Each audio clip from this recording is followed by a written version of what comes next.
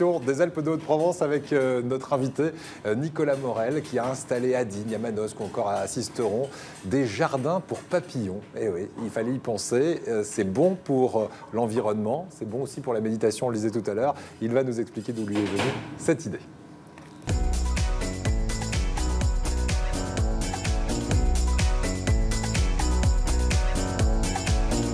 Pendant que Yanis se déchaîne sur sa plaque givrée, on va essayer de s'entendre dans ce studio. Merci d'être avec nous, Nicolas Morel, l'initiateur du Sentier des Papillons.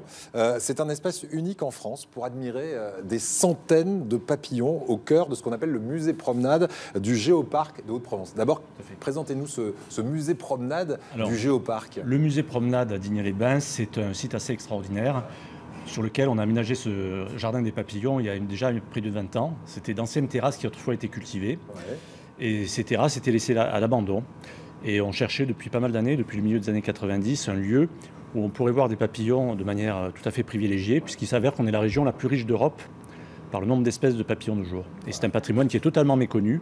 Et l'idée au départ, c'était de mieux faire connaître ce patrimoine à travers un jardin dans lequel on favoriserait la venue des papillons, d'une part en plantant des fleurs, mais aussi où on favoriserait leur reproduction en plantant des plantes, différentes plantes qui nourrissent les chenilles. Voilà. Donc quand on parle de musée promenade, c'est un musée à ciel ouvert. Tout à fait. Où on voit de la flore et évidemment de la faune, tels les papillons. Alors, c'est bien parce qu'on a besoin aussi de faire en sorte que les papillons se sentent bien et prolifèrent un petit peu. Parce qu'on se rappelle, il y a 20 ans, quand on prenait la voiture, hein, Virginie, quand on prenait la voiture entre Nice et Marseille, ne serait-ce que ça, on avait un pare-brise qui était plein d'insectes. Tout à fait. Aujourd'hui, faites la même route, vous verrez qu'il ne se passe rien sur le pare-brise, il est nickel propre. Et ça, c'est pas bon signe. C'est pas bon signe, c'est vraiment un signe tangible de la chute des effectifs des insectes d'une manière générale à l'échelle planétaire.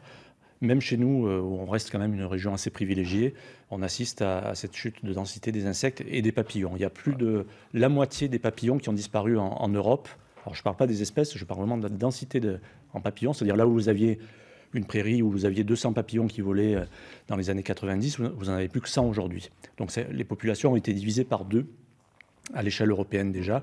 Et c'est une des raisons aussi, parce qu'à l'époque, on avait déjà conscience malheureusement de cette diminution des papillons.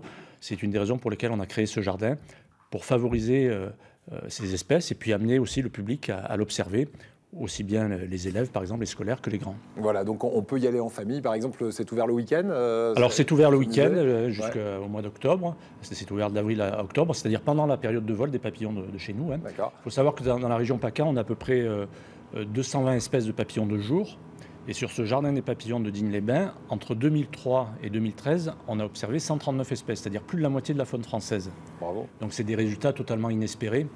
On ne pensait pas qu'il y ait tant de papillons qui viennent sur ce site. Et vous avez d'ailleurs des espèces un peu inattendues. Vous avez été surpris de voir apparaître des papillons qui ne sont pas forcément endémiques, mais qui arrivent chez vous. Tout à fait. On a des espèces alpines qui ont débarqué comme ça un beau jour.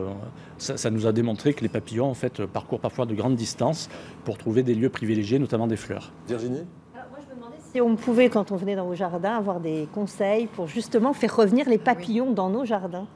Moi, je sais que j'ai planté quelques fleurs et bon, ça... Alors, la règle d'or, c'est l'abolition de tout usage de pesticides, puisque les pesticides ont été créés pour éliminer ce qu'on appelle les mauvaises herbes, mais qui vont nourrir les chenilles des papillons, et pour supprimer les insectes eux-mêmes. Donc, plus de phyto, comme on dit, un zéro phyto. Et ensuite, vous allez cultiver la diversité végétale. C'est-à-dire les plantes aromatiques que nous avons en Provence, la lavande, l'origan, le romarin. Vous allez cultiver des fleurs qui vont s'épanouir tout au long de la saison, c'est-à-dire d'avril à septembre. Donc vous choisissez des espèces. Il y a des plantes à papillons, un peu plus spécifiques, ou ça c'est les jardiniers qui vous vendent ça? Le plus connu, c'est ce qu'on appelle l'arbre papillon, le Buldelia. Alors attention, qui est considéré aujourd'hui comme une plante invasive, c'est-à-dire qui a tendance à se répandre dans les cours d'eau notamment. Donc il faut couper les fleurs à la fin de la saison pour éviter qu'il y ait une dissémination des graines. Mais il est très attractif au cœur de l'été, au moment où d'autres fleurs commencent à faner. Et donc, c'est vraiment, il porte bien son nom, c'est l'arbre au papillon. D'accord. Et toutes les plantes aromatiques, que ce soit le romarin, la lavande, l'origan, la sauge, sont très attractives. Et puis après, vous avez même le chardon qui a été banni le plus souvent des cultures ou des jardins. Cultivez des chardons et vous verrez très, très rapidement que vous aurez des papillons et d'autres insectes également. Si on veut aller visiter ce musée, ce sentier des papillons, ça se trouve à Digne-les-Bains. C'est facile à trouver. Donc c'est le site de l'UNESCO Géopard. Le siège, c'est à la sortie nord de Digne-les-Bains, sur la route des Clous de Barle, site prestigieux de la géologie. Voilà, donc il vaut mieux réserver, parce que notamment l'été, il y a pas mal de monde. Et puis vous aurez de charmantes animatrices qui vous accueilleront pour vous faire visiter le jardin. Elles en connaissent un rayon sur les papillons. C'est un peu ça aussi la plus. C'est ça, c'est une visite guidée qui va se produire. Ouais. Voilà.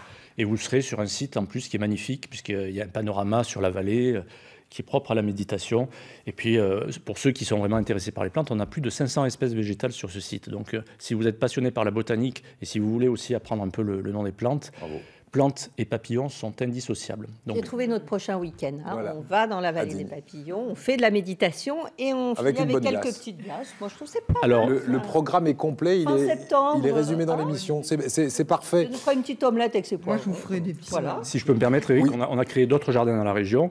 Mais justement, j'allais y venir, c'est votre grande fierté, c'est ça, c'est que vous avez mis en place à Digne un rêve de gosse, parce que ça vient de très très loin, cette passion pour les papillons, et aujourd'hui, ça essaime un petit peu partout. Donc l'association Proserpine, que nous avons créée en 93, qui a servi de support à la création de ces jardins, a créé d'autres jardins dans la région.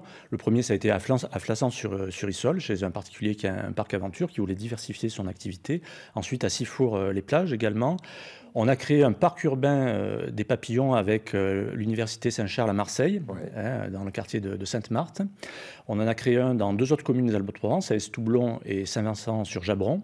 Et puis le tout dernier va être inauguré l'année prochaine. C'est un scoop, je vous le dévoile, à la demande de la commune de Montfuron, près de Manosque, qui aura également un jardin papillon à Montfuron. Voilà. Génial. Et on en a vraiment besoin. Pour la biodiversité, c'est vraiment génial. Vous avez des papillons dans votre jardin, Carole, à côté des oignons? Et on m'a dit qu'il fallait laisser en fait ce qu'on appelle les mauvaises herbes qui n'en sont pas. Il faut arrêter de les enlever. Il faut arrêter de les enlever. Et ça fait venir les papillons. Et Nicolas dit aussi stop au jardin tout gazon. Mettez quelques fleurs, plantez quelques fleurs. Parce que, cultivez la diversité végétale. Il n'y a pas de secret. C'est tellement plus joli. Allez, on va terminer avec un petit quiz, si vous le permettez, puisqu'on demande régulièrement dans cette émission à nos invités leur coin de paradis dans la région. Et vous m'en avez cité quelques-uns. Je vais vous montrer une photo et je vais vous demander si nous sommes sur cette photo 1 dans la vallée de l'Ubaye, 2 dans la vallée de la Vésubie ou 3 dans la vallée du Verdon. C'est une vallée que je connais très bien. J'y serai demain d'ailleurs. C'est la vallée du Haut-Verdon. Voilà. On est à Toramehaute précisément. Voilà. C'est un pont qui... Avec le pont romain, ce qu'on appelle le pont romain, qui est magnifique. C'est l'entrée de la vallée du Haut-Verdon. Il est incollable. Il y a des papillons beaucoup autour du Verdon, ça fait partie des vallées des Alpes du Sud, très riches en papillons. Et c'est là où j'ai fait mes premières armes d'ailleurs de chasseur de papillons. Voilà. Et on va rester dans le papillon, vous allez voir, avec votre chanson Bonne Humeur. Ce serait quoi? C'est le Butterfly Ball. Eh oui, avec la grenouille et la guitare. Butterfly Ball, c'est la boule de papillon. Tiens, on se la regarde.